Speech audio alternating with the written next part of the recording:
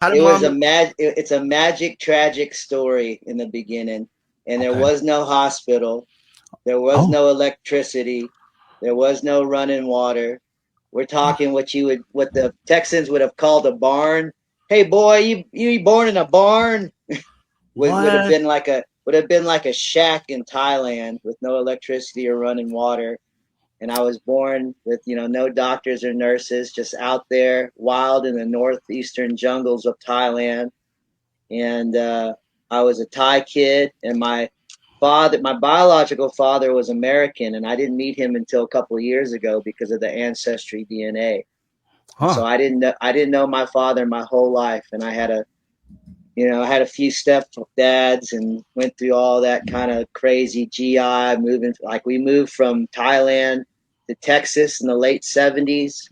Okay. And my experience was a lot of craziness. And there was a lot of racism back then where I moved here in the West Texas in the late 70s in Abilene, Texas.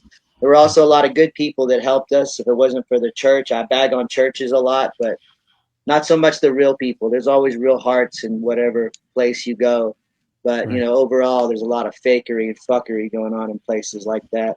But this was, the church helped me and my mom when my mom left my stepdad. Hmm. And, eventually she got with Walter, who was my third stepdad, I think. And they did it the whole haul. And he just passed away a few years ago, which is why I ended up back in Texas. But that's the origin, Thailand to Texas, and that's how you get a Ninja Cowboy. Ki ya yeehaw.